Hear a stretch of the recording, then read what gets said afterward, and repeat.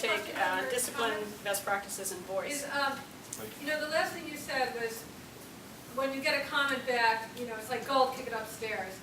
You know, my question is, I think especially probably profit-driven corporations, I think, they put a lot of energy into their blog, and, you know, it's like a picture tells 1,000 words, it's like one comment, you know, is coming back versus this huge effort. And in your experience with the blogging that you've done and the organizations that you work with, I mean, the ROI of the effort to put out versus what's coming in and just that whole dynamic?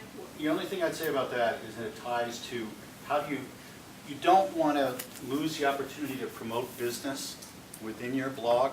You don't want to be pitching hardcore, as Dick was saying before, but you know, use that opportunity to say, oh, here's a product, you know, we have, or here's something that people can use in some way. So you use it as a platform, and then when you have real things that your organization makes revenue from, that you're able to convert into sales through your blog, then you have something. But you can't expect that to work right away. Part of that comes with when you build up trust, then people give you more latitude to do a little pitching, you know? But I think it's not going to be, you're never going to say, oh, we did a blog, so our revenue is going to double, you know? It's not going to be big kinds of rewards, but there's always that, okay, what if you don't do it? You know, do you dare not to do it? Do you dare just to sit there and send out press releases? That's how you want to be perceived in the marketplace? That's what you're doing? You want to be perceived as someone who does something the way they did it 50 years ago? You know, you just have to approach it. I just want to say one thing. Don't write press releases. Please don't write press releases. Stop writing press releases. They are useless. I mean, a blog post can be a press release. Why write a press release? A press release is dry, and all it does is it tells somebody else to write my story for me. A blog post is your story. So cut out the middleman. I want to touch on a couple of them.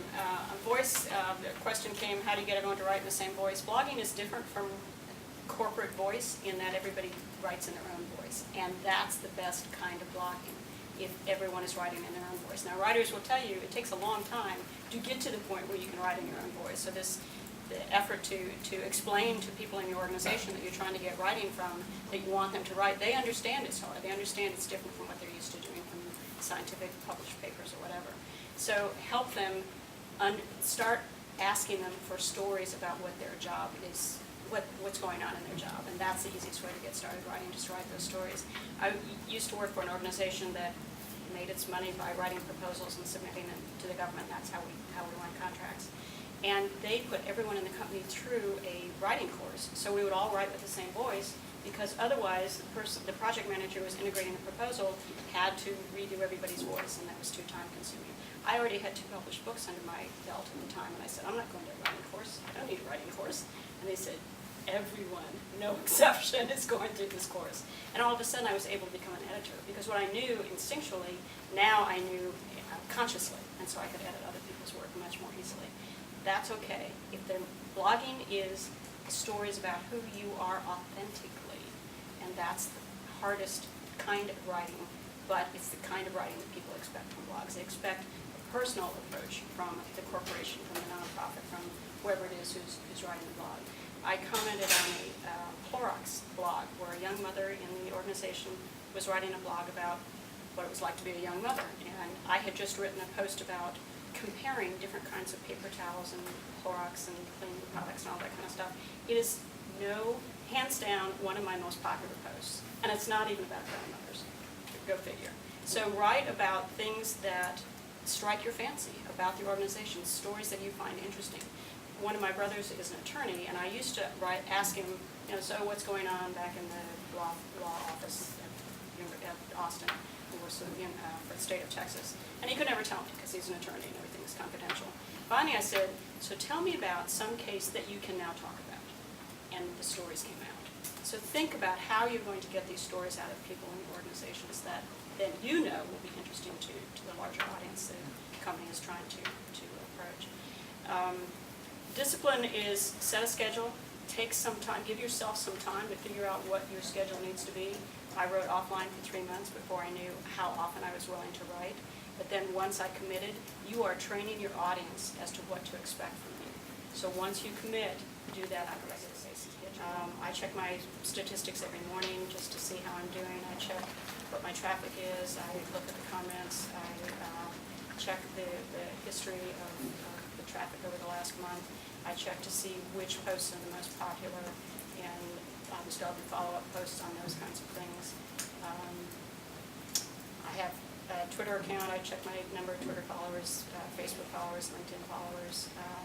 I post, when I post a comment to other blogs or other newspaper articles, I keep track of that. I bookmark them at half a dozen social bookmarking sites, so I check on those. I have followers on some of those bookmarking sites, so I check to see if that's going up or down. Other people may have other stats they check, but those are the key ones that I check. One thing I think Randy and Carol, you kind of both hit on is not everybody is a writer. Not everybody whose voice you want to hear on your blog is a writer, a scientist. The scientist writes in a particular way for scientific papers, and that's the only way they write. Writing is not the only way to communicate. You go up to somebody, if you're a scientist or you've got a CEO, and they know you go, tell me about your job. You walk up to the scientist, you say, tell me about what you're working on. Tell me about what you're excited about. You take that down and you got a blog post. I mean, you can give it to the scientist, take notes, give it back to the scientist, say, this is what you said.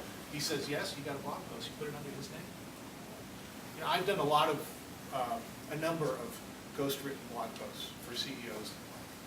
And even if they can't write a lick, they can all talk.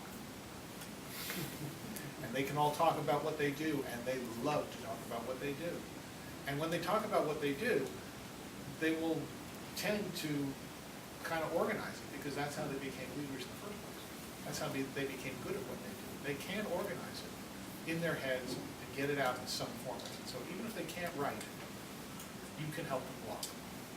And once people start seeing their voice online and getting response to that, they'll understand what's going on, and they'll eventually start doing their own.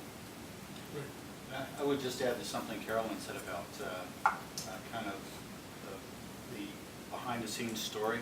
There was something I read about Disney has done this on their blogs, and they, Lord knows they have all kinds of great behind-the-scenes stories about Disney parks. You can go on and on about that, but in any organization, a lot of it is just going and to the point that was made, going to people and asking them questions, and just doing an interview and getting them to talk about what's going on. And it gives people, it helps humanize your organization, it makes them real people, and the key is to use whatever they might say that's personal and use it as a springboard into a larger discussion. And that's an old journalist trick, but it's the idea of first make me feel like there are real people there. It's just like there's nothing worse than having an RSS feed pushing in your Facebook account. That's like the antithesis of what it's supposed to be. But I think that's when you get stuck for, well, what are we going to write about? Just get people to talk. I mean, you're absolutely right. People love to talk about what they do. And if they're at a high level, they have an ego, they really love to talk about what they do. And so it's a matter of just tapping into that. Don't make them feel like they're sitting in front of a blank sheet of paper and it's on them, they have to make magic. That's not going to happen in most cases. Make it easy for them. Blog posts tend to be good ones. They tend to be top of mind. They tend to be human. And as opposed to journalism column, as opposed to the stories I write, they also tend to ask questions and set scenes rather than answer questions and be the authority. The biggest problem that most journalists have going into blogging is that you want to write a story. Okay, this is the story here, and there. I gave you a story, and people would say, that's nice. They're not going to respond to it. But I found that when I just took a talk radio thing from Jim Rome, the sports writer, and he would say, have a take and don't suck. Pretty simple, really. You know, have something to say and say it well. We should retitle the show. Right. Kind of thinking both sides. It's that simple. Can I take a But bite? it has to be human. It has to show a human face behind it. That's the reason why you blog. It's not that, you want to take away the corporate veneer and make it seem like we're people, you're people, we're getting together in order to do something mutually beneficial. Good. I'm not a blogger. I'm a salesman. And so mine is not about how does this become the center part of my life. It's about how does it become an add-on. For the last 2.5 years, I've been hitting better than 2 posts a week, which is what I said I want. So the first part is the discipline. The first thing is to have my mouth write a check and my butt has to cash. And that was, I'm going to post twice a week. Now, I will say I had a custom WordPress theme at the previous company. I had an IT group who took care of it. And every time WordPress upgraded something, we were out for 6 hours and I had to pay overtime to get it fixed. So I say get a custom theme. But when I just said, okay, 2 posts a week, and it takes approximately 20 minutes to write it and 20 minutes to post it. Jim Stern, who came to the Web Managers Roundtable, asked me a great question. He asked the whole group. He said, are you trying to control the question, the conversation, or are you trying to control the platform? If you're trying to control the conversation, you're the journalist. If you're trying to control the platform, you're the publisher. So one of the things is I occur on a lot of platforms, so I get to about 200,000 people in the Washington area twice a week. All right? But that's because I go off my own platform. My platform is growing, but I'm not waiting for it. Also, so anyway, that's about 45 minutes for each post. All right? Where do the bloggers come from? Who are they? I think one of the first things we need to do, and I've taught a lot of people how to do this, I currently run 2 blogs. One is my own, one is a group blog. And I also go into corporations to talk about it. First thing I say is, how many people here are reading blogs? Nobody. So we probably want to get on a blog aggregator and find the good blogs people can read. What's your favorite elementary beginning blog? One that you just read when you need to get pumped up? Anybody here read XKCD? Ah, you were afraid to say it. That is where I start people. Would you explain what XKCD is? It's just a web comic. Right. And how would you say the comic, is he ironic satirist? Is he making fun of people? No, it's just clever. It's clever, it's sweet, and it's open source. All right? How many people here read Seth Godin? Okay, so from Seth Godin, here's what I got. He didn't say it, but I observed it. A blog post is 10 sentences, 5 paragraphs. We're done. And you can't really make your point in 10 sentences and 5 paragraphs unless you ask the question, just like Dana said. I also find that I ask the paragraph this far down, ask the question, nobody bothers to respond. I had a commenter once say to me, Dick, it's funny, I understand your short post better.